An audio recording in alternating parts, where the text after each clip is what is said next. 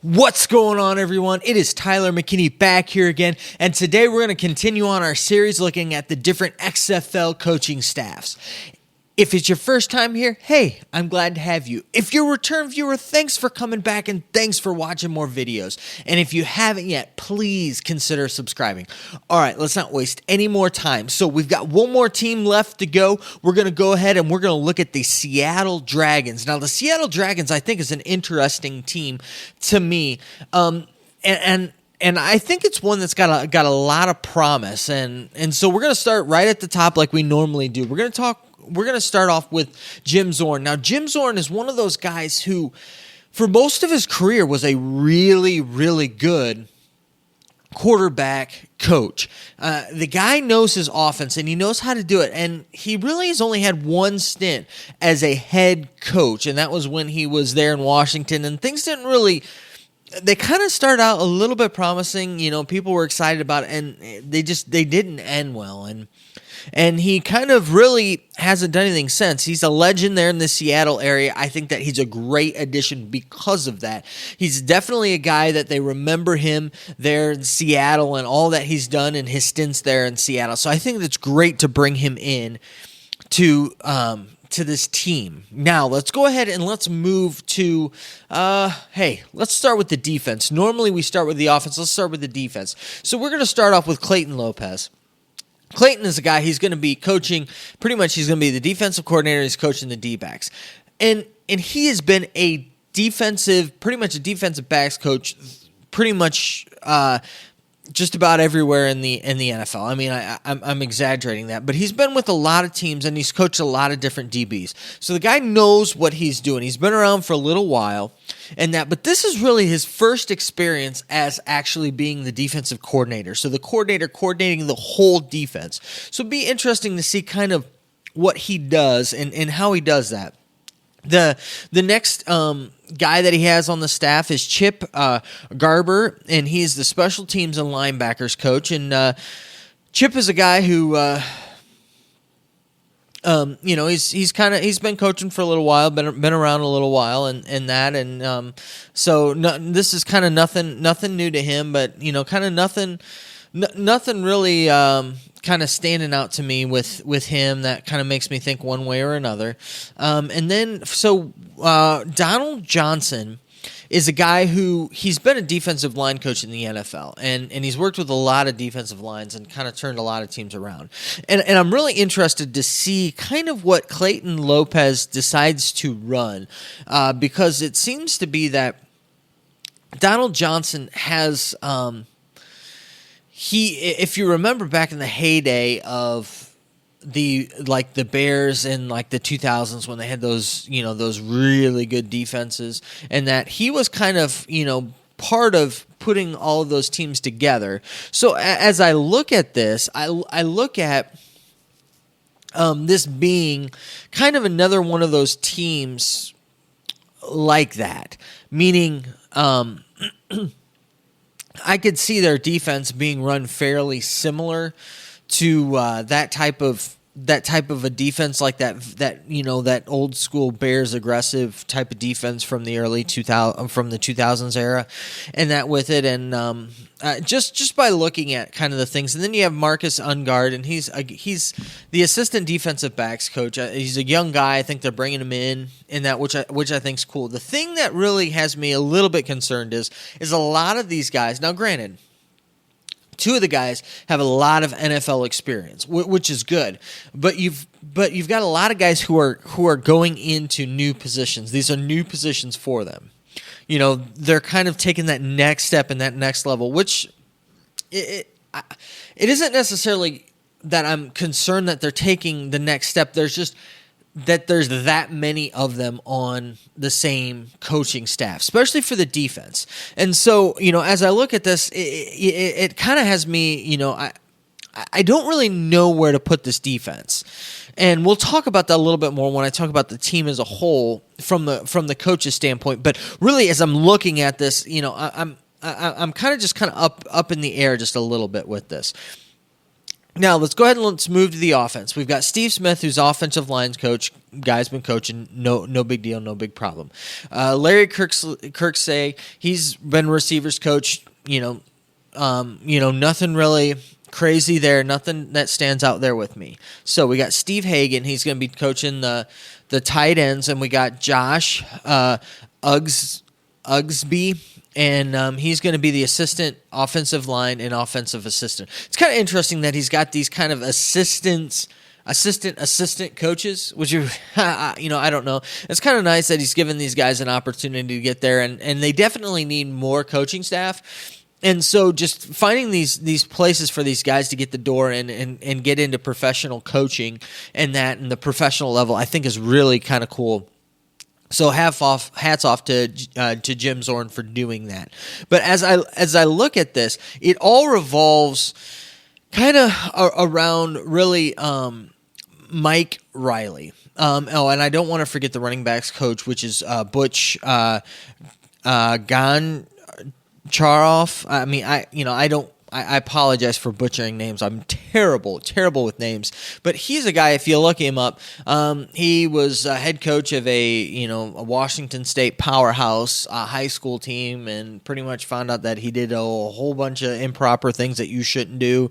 Whether it be paying for things, recruiting, all sorts of 9 yards and that.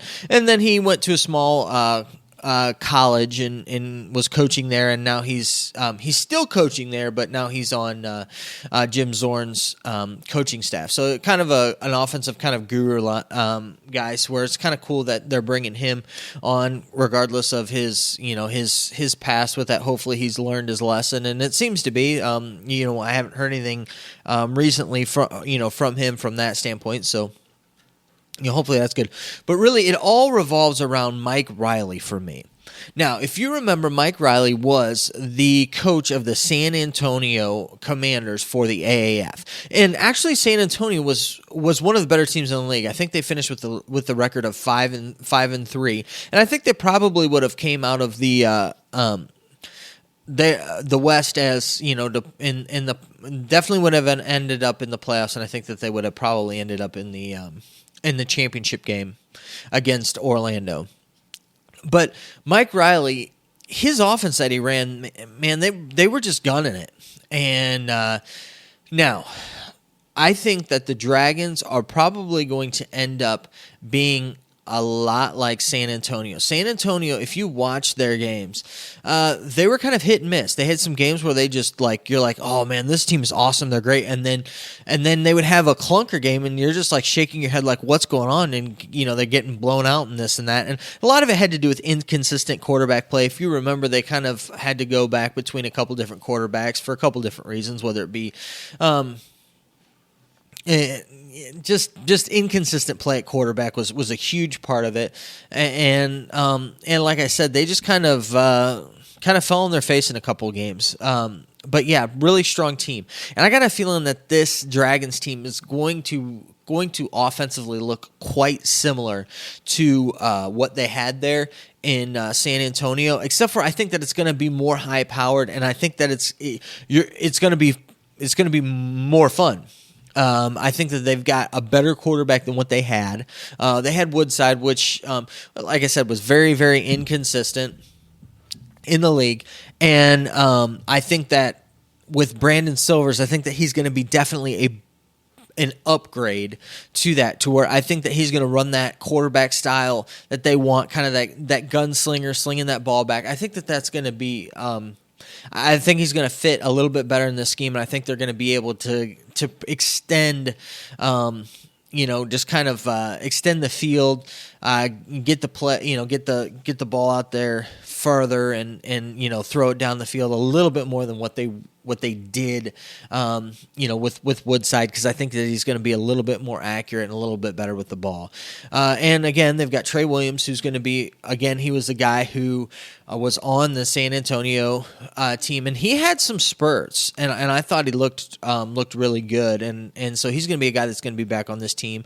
And granted, I don't want to go too much into personnel. I just think that the talent that they have, that they're going to be running Mike Riley's offense with, is better talent than what they had in San Antonio. Antonio, to where I think that the offense is going to be better. But the problem is I just don't think that defense is going to be as solid as what they had in San Antonio. I think that they're going to have a little bit more issues, to where I think that, unfortunately, where the defense is going to lack, the offense is going to pick up that slack. So where I'm looking at them being, when all things said and done, probably winning like 6-7 games, probably make it to the playoffs, and probably losing in the first round of the playoffs. That's just kind of my thought process.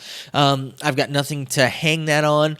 There with it, I could definitely see them doing that, coming out with like 6-7 wins. I could easily see them being 4-6. I could easily see them being 7-3.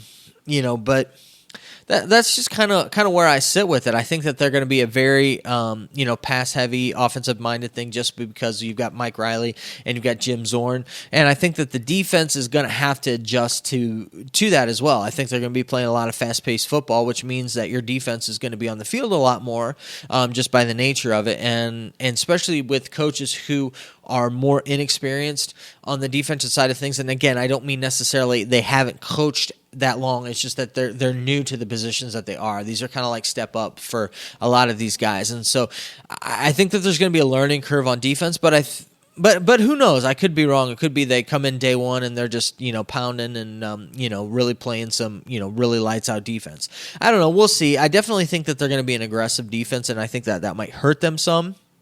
And again, they might lose some games where you think that they should have won, and that's where you're going to end up looking at like a 6-4 team at the end of the season that really should be a 7-win team or an 8-win team. So that's kind of how I'm looking at them with that. So I think that the team's got a lot of potential. I think that the city is going to rally around them. I think that having Jim Zorn there, a guy who is universally liked there, and people like him there in Seattle, and I think that that's going to be a draw. And I think they're going to be a fun team that's going to throw the ball around a little bit, and kind of that gunslinger mentality, like I said before, to where I think that people are going to dig him and get into him, and and I think that they look cool, and with their logo and that, and I think that seeing them out there on the field is going to be neat. But then again, that's kind of my thoughts. So that pretty much wraps up our series on the XFL coaching staffs. Next up, we're going to go ahead and we're going to continue on.